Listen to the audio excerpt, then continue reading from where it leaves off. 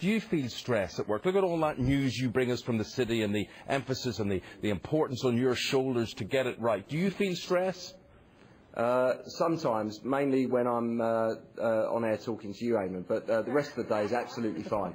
Okay, the rest of the day is fine. He just turns to alcohol after that. Because it is claimed that millions of people do suffer stress at work, but they aren't getting the support from their employers. And we've got figures to back all of this up. We've got a stress management author, Neil Shaw, is here now, and there you see 90% people suffering work stress. Pretty frightening. Are they suffering it, or why are they suffering it? That's a great question, and you ask a room full of people to hold their hands up if they experience stress. Everyone will hold their hands up. It's epidemic proportions. It is literally a parasite that's infecting modern society.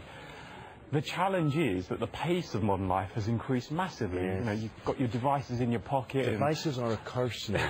Even on holiday, my friend. No, absolutely. We don't switch off. We wake up in the morning and you turn to your device. It's on until you go to sleep. In fact, 27% of smartphones in the UK have got fecal matter on them because people don't switch off long enough to use the bathroom in peace. Maybe too much detail there. But sorry for those of you we even bring them to the loo. I've never done that, Isabel. Have you done that? No, I haven't gone that far. No. When you talk about a society where people don't switch off, we are always on, there's a price to pay. There is a consequence to that. And this is where I think that many people are getting to the point where they're literally overwhelmed. They just can't cope. They're exhausted.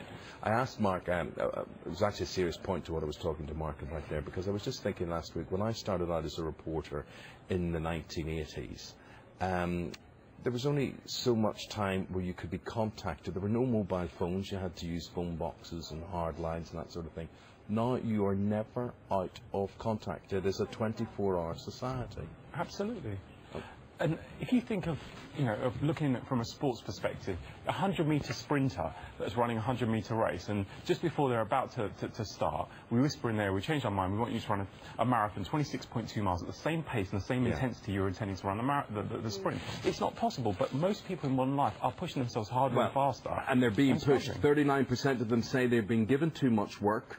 Unrealistic deadlines, overtime and harassment by bosses all come into play here, and 1 in 7 say as a result they turn to alcohol to try and cope with their issues.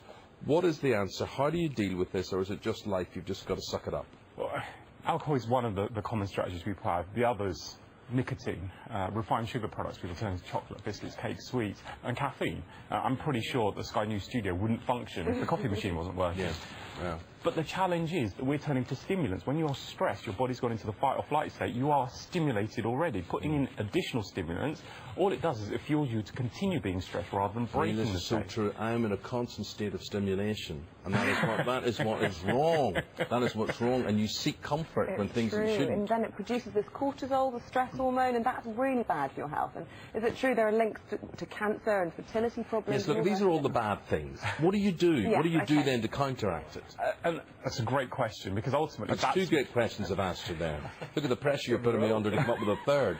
And considering you're under stress because you haven't had a good night's sleep... I haven't. Yeah, I've heard. And we've got to bear in mind something like sleep is not only a symptom of stress, it's also a cause of stress, because when you haven't slept well, it's very difficult to function in your normal state. So part of it is having downtime, having time to relax and unwind. I was having a conversation yesterday with someone about workplace stress, and there's a lot of smokers that swear that their stress levels are reduced when they go for a cigarette. And you know what? They're absolutely right. Yes. Let me clarify my point here. I'm not suggesting people take up smoking. But I can see what you're saying there. You can see people visibly unwinding when they smoke or when they drink. Exactly. They will go outside. They will get some fresh air. They physically remove themselves from the environment that causes stress. They might have some social interaction whilst they're away from their desk. But sadly, it's not socially acceptable to go for a fresh air break. If you were my manager and I said to you, I'm just going for a fresh air break 5 or 6 times a day, you'd be like, what are you up to? Hold on, just ask my producer. Laura, can I go for a fresh air break? I'll come too. There was no need for that sort of language. But anyway, okay. But that's the point. And actually, we are discriminating non-smokers in Britain today. It's not socially acceptable to go outside for a fresh air break. We don't have fresh air shelters for non-smokers. We've got smoking shelters for smokers. All right. So why not make it okay for people to have time away from their desk, which actually increases productivity and efficiency? Why not, indeed? Why not? Lovely hearing from you. Very, very interesting. All that. You wouldn't leave your card. We'll have one each. Yeah. Sure, I will leave a few on the table. Leave a few on the desk there. They'll all... Thank you very much indeed. Here's Big John with the...